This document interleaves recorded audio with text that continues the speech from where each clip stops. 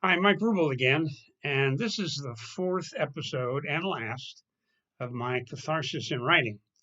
Now, the original intent was to develop a cathartic event that occurred in your life that had a negative impact on your psyche or the way you react around people, your children, your family, and so forth. And so we use catharsis in writing, obviously, to bring those things to the forefront. And we explained that in my first couple of sessions. This session, however, is a different kind of cathartic event, a different kind of catharsis with your own recollection of things that occurred in your past.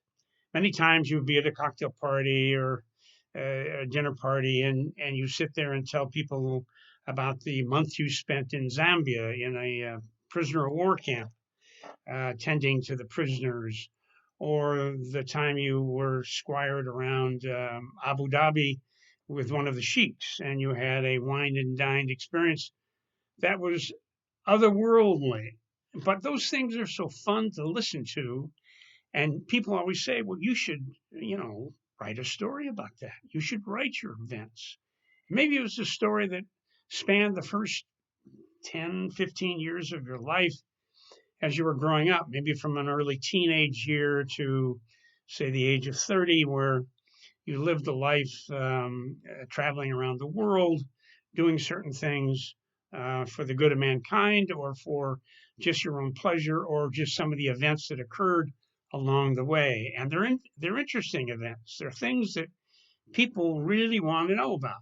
Now, it may not be my best thing to do, given the fact that we all have different experiences. But the fact of the matter is, some people have truly great experiences that have occurred over their lifetime.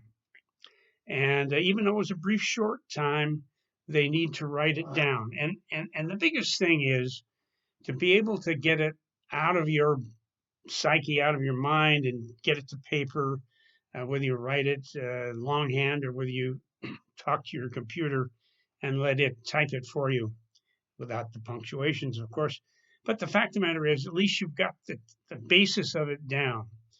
Now, it's not so much important to you, perhaps, in the moment, but in later years, when your children, grandchildren, great grandchildren, and so forth look over your biography or your list of things that you've done, they can marvel in the fact that you did this in a time frame that's totally different than what theirs is. They may be living in a totally different, as we can well expect, a totally different world than we have now. And they can revel in the fact that your their great great grandmother or great great grandfather enjoyed all these things in life that are probably not available to you now. So, for Pete's sakes, and for your sake, forget about Pete. Um, Write these things down. And I know that a lot of people say, gee, it's hard to write. Well, it isn't hard to write.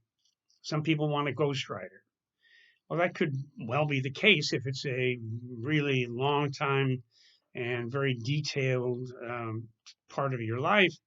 But the fact of the matter is, the key is to write down episodes that chronologically will illuminate your writing and can guide a writer in what he's doing in writing as a ghostwriter.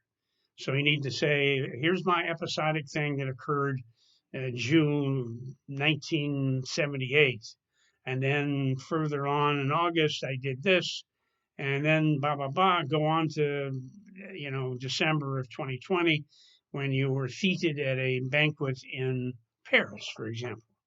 So these things are really important to do. They're important for yourself, but more importantly, I think they're important for those that come behind us because life will be so different 100 years from now, and they will love hearing about their great great grandfather, their great great grandmother, and all the things that they did that was extremely neat, and they loved it. So write it down. Even if you just make bullet points, write something down and get it written. God bless and good night.